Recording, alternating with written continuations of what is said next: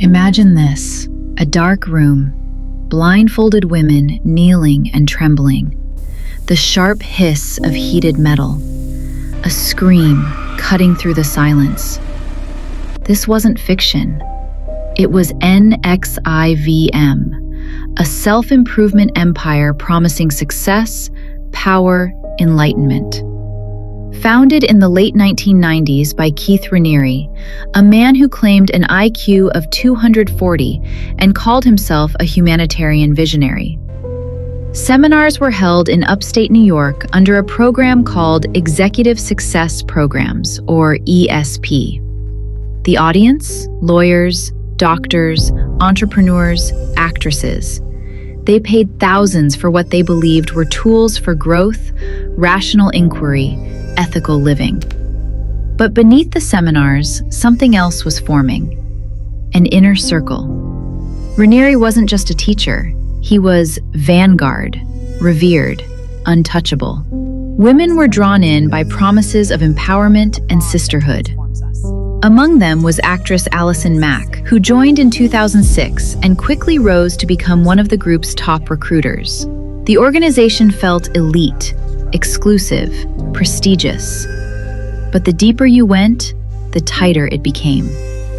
Around 2015, a secret subgroup formed DOS, Latin for Dominus Obsequious Sororium, roughly translated, Master over Slave Women.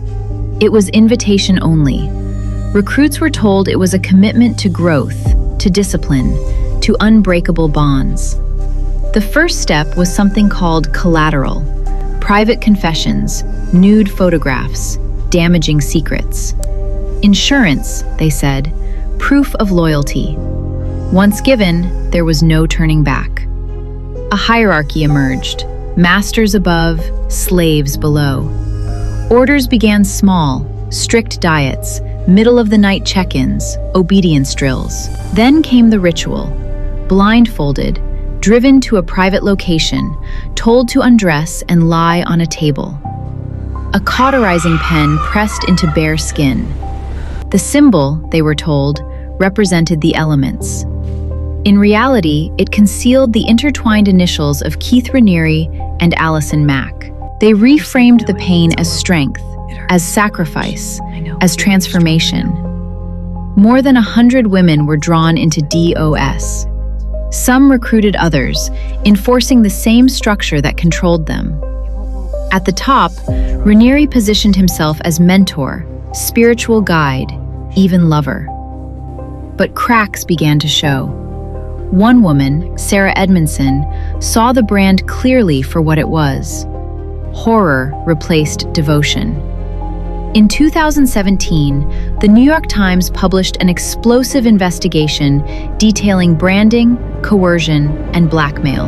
The FBI moved in. Raniere was arrested in Mexico in 2018. Mack was charged soon after. At trial in 2019, victims testified about manipulation, forced labor, and sex trafficking. Raniere was sentenced to 120 years in prison. The empire collapsed. But the deeper question remains. How do intelligent, ambitious people become trapped? Trauma bonding, cognitive dissonance, manipulation disguised as mentorship. NXIVM wasn't built on chains. It was built on belief. And the most dangerous systems don't look like cages. They look like opportunity. So ask yourself, if control came wrapped in empowerment, would you recognize it?